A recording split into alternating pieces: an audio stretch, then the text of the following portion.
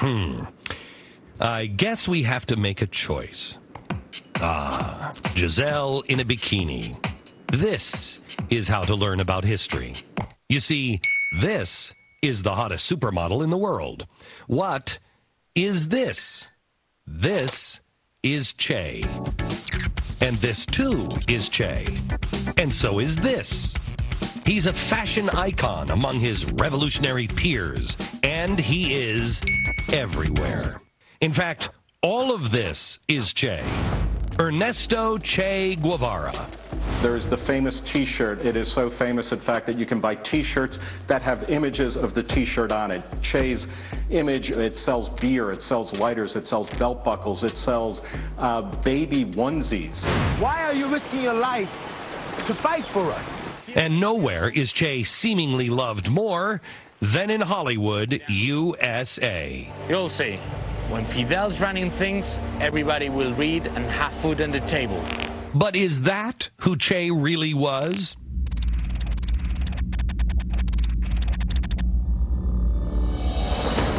One of the things that is fascinating about the cult of Che is that it effectively thrives in the absence of any kind of historical understanding. For example, look around at an anti-war rally, and you'll probably see Che. Che was a self-taught revolutionary who was instrumental in Castro's takeover of Cuba. He became known as the Butcher of La Cabaña prison in revolutionary Cuba, where he personally oversaw the execution of anywhere from 175 to several hundred people.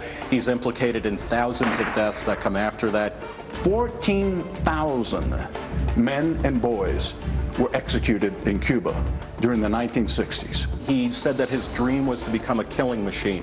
He said to his revolutionary comrades, if they weren't sure of someone's loyalty, if in doubt, kill him. These are the realities that we need to understand about Che. You could probably call him clinically a sadist.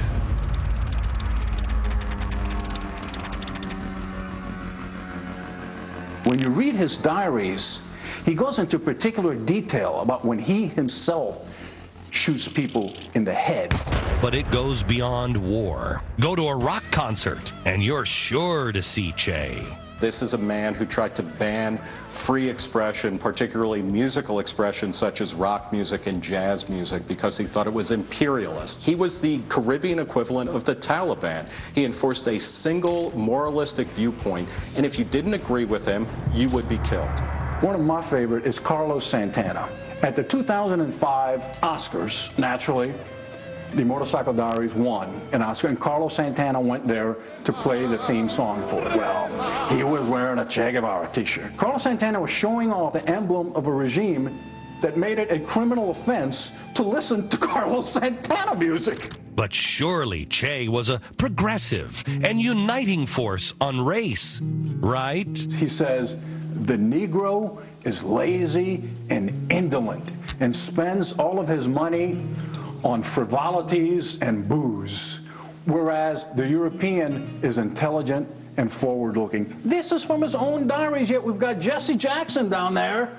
Viva Che! We've got Jay-Z with a song with the lyrics, I'm just like Che Guevara with a bling on. I'm like Che Guevara with bling on. I'm complex. Maybe he is complex. Either that or this guy doesn't know that this guy would have thought that this guy was nothing but a frivolous, lazy drunk just because of the color of his skin.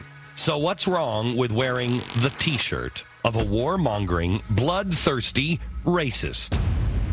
Well, what if he was also a terrorist, too? To his home, to his places of work, to his places of recreation. We will attack the enemy wherever he lives. Folks, this was written in 1966. He preempted Al-Qaeda by 30, 40 years. Let's see if you can tell the difference.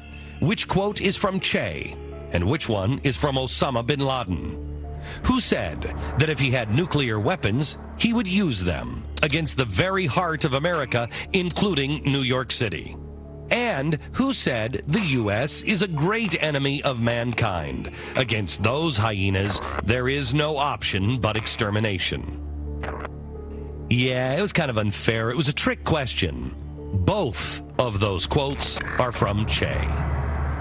Luckily, his attempts at killing Americans on our soil were about as effective as his attempts to ignite revolution around the world. We look 50 years into the future, and there are only two unapologetic communist regimes, North Korea and Cuba. If they had enough nutrition in order to run out of North Korea, they would do that. They're starving there. In Cuba, we see time and again people who are so desperate to get off that island hellhole that they will swim through shark-infested waters. Che was the vanguard of the revolution. He was going to bring communism everywhere around the world. In this sense, Che was an absolute abject failure, and it's a damn good thing that he was.